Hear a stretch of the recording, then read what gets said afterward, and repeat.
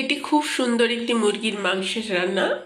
বাড়িতে কেউ এলে রুটি পরোটার সাথেও দিতে পারেন, বা নিজেরাও বিকেলে কখনো বসে করে খেতে পারেন।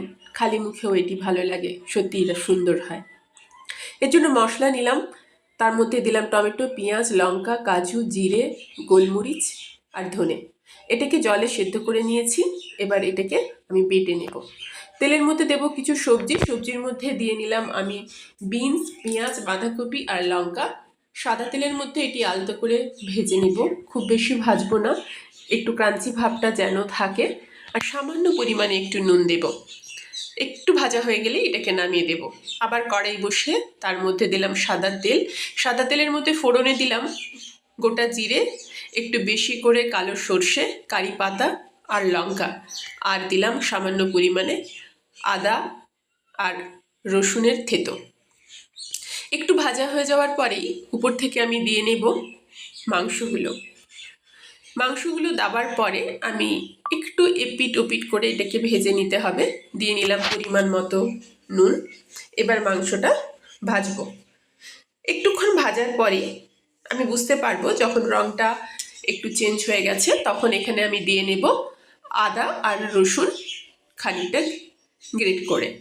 এটা বাটা দেব না, এটা কুচি করেই দিচ্ছি যাতে মুখে পড়লে খেতে ভালো লাগে।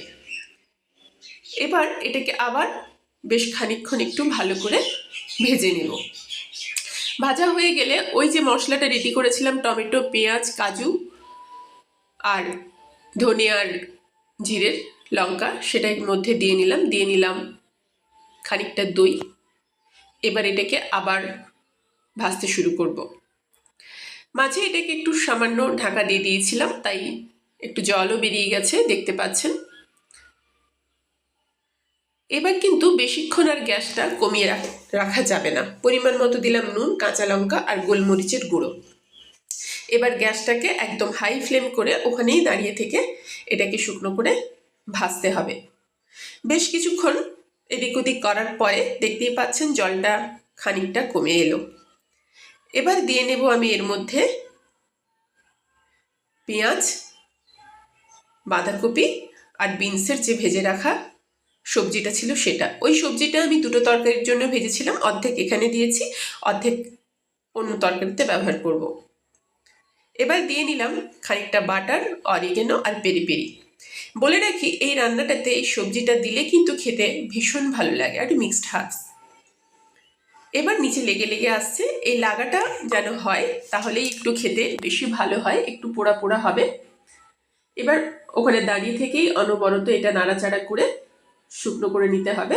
নিজেই বুঝতে পারবেন হয়ে গেছে। নুন একটু টেস্ট করে দেখেছিলাম, তাই একটু নুন আর চিনি পরিমাণ মতো দিয়ে নিলাম। লাস্ট যেটা দিতে হবে সেটা হচ্ছে গিয়ে লেবুর রস। এখানে চাইলে আপনি একটু আমচুর পাউডারও ব্যবহার করতে পারেন।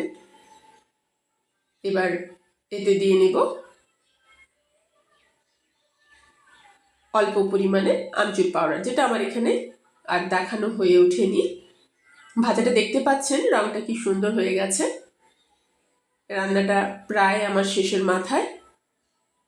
সবজিগুলো খুব বেশি ভাজা এখানে আর হবে না, যেহেতু সবজিটা আগের থেকে ভাজা ছিল। দেখুন রঙটা কি সুন্দর হয়েছে। এবার লাস্ট দিয়ে নেব লেবুর রস। লেবুর রসটা দেওয়ার পরে এটাকে নামিয়ে প্লেটে পরিবেশন করব। রঙটা দেখুন কি সুন্দর। বিকেলে খালি মুখে খেতে তো এটা জমেই যাবে, সত্যিই সুন্দর লাগে। একটু অন্যরকম রান্না, একবার করবেন, ভালো লাগবে, কথা দিলাম, সত্যি বলছি ভালো লাগবে, করবেন একবার।